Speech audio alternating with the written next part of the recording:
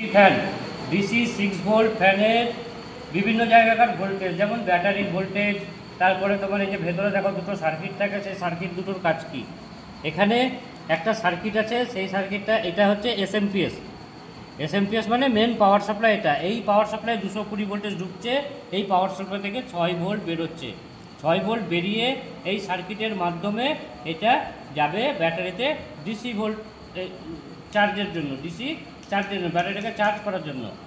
আর battery থেকে ভোল্টেজটা নিয়ে এই সার্কিটের মাধ্যমে রেগুলেটরের সাহায্যে এখান থেকে আউটপুট দেওয়া হয় মোটরটাকে ঘোরানোর জন্য।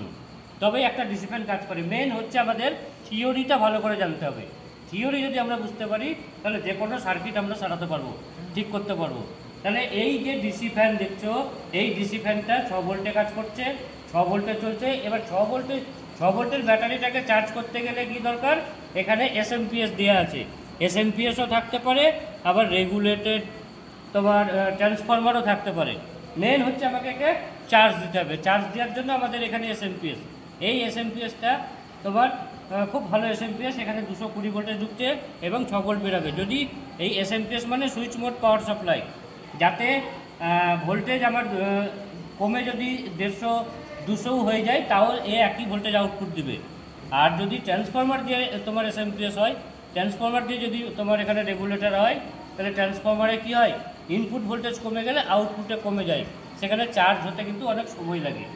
আর এই ফ্যানগুলো তাড়াতাড়ি চার্জ হয়ে যায়, তার কারণ এসএমপিএসের কাজ হচ্ছে ফাস্ট চার্জিং। এসএমপিএসের কাজ হচ্ছে ফাস্ট চার্জিং, তাড়াতাড়ি চার্জ হয়ে যায়। তাহলে দেখো এখানে যেটা বললাম আমি, সেই ভোল্টেজগুলো কোথায় কত আছে।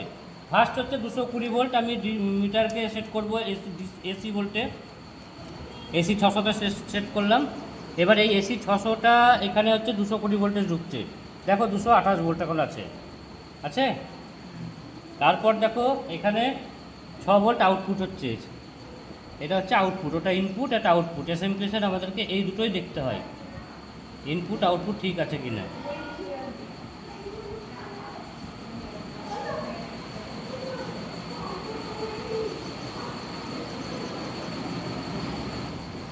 এই যে ডিসি ভোল্ট, এই দেখো 7 ভোল্ট বেরোচ্ছে, আছে। তাহলে এই ডিসি ভোল্টেজটাই আমাদের এই যে ব্যাটারির দুটো পয়েন্ট, দেখো আমি একটা খুলে দিই, ব্যাটারির পয়েন্ট খুলে দিয়ে, এটা নেগেটিভ আর এটা পজিটিভ আর এটা নেগেটিভ। দেখো 7 ভোল্টেজ এখানে আসছে, আসছে। তাহলে এই ভোল্টেজটা এসে ব্যাটারিতে চার্জ হচ্ছে। আর এখন ব্যাটারিতে ভোল্টেজ কত আছে, ব্যাটারিতে ভোল্টেজ আছে 5 ভোল্ট। তাহলে এটা হচ্ছে 6 ভোল্টের ব্যাটারি। ক ভোল্টের ব্যাটারি? 6 volt battery.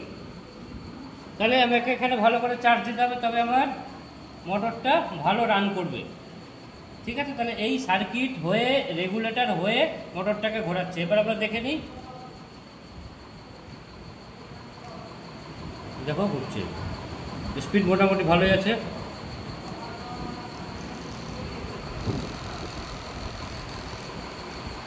ওকে।